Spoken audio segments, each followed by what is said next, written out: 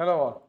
Refractive இண்டெக்ஸில் நம்ம problem solve பண்ணும்போது கவனிக்க வேண்டிய முக்கியமான விஷயம் என்ன அப்படின்னு பார்த்தீங்கன்னா, mu is equal to sine i by sine ஆர்னு எழுதுவோம். பட் இந்த மியூவை நம்ம எப்படி ரெப்ரசன்ட் பண்ணுறோம் அப்படிங்கிறது தான் இங்கே இம்பார்ட்டன்ட், ரொம்ப இம்பார்ட்டன்ட்.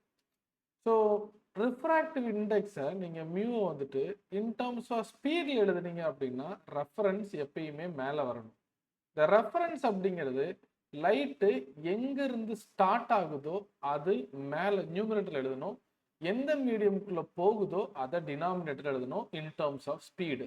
பட் இதுவே ரிஃப்ராக்டிவ் இண்டெக்ஸை நான் இன் டர்ம்ஸ் ஆஃப் மியூவில் எழுதுறேன்னு வச்சுப்போமே. இப்போ ஃபார் எக்ஸாம்பிள் ஒரு எக்ஸாம்பிள் பார்த்துடலாம்.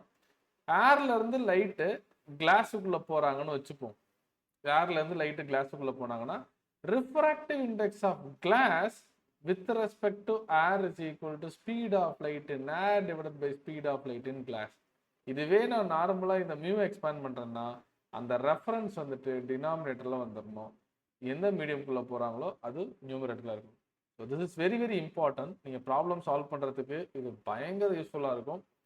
எந்த மீடியமில் ஸ்டார்ட் ஆகுதோ இன் டர்ம்ஸ் ஆஃப் மியூவில் அது டினாமினேட்டரில் இருக்கணும். ஸோ அதை நான் யூஸ்வலாக ஃப்ரம் அப்படின்னு சொல்லுவேன். எதுக்குள்ளே போகுதோ அது நியூமரேட்டர் இருக்கணும் in terms of mu. That is very very important. ஸ்பீடில் அப்படியே உல்டாவா வரும். மேலே ஃப்ரம் இருக்கணும், கீழே டூ இருக்கணும். கண்டிப்பாக இந்த வீடியோ உங்களுக்கு பிடிச்சிருந்தா லைக் பண்ணுங்கள், சப்ஸ்கிரைப் பண்ணுங்கள், ஷேர் பண்ணுங்கள். தேங்க்யூ.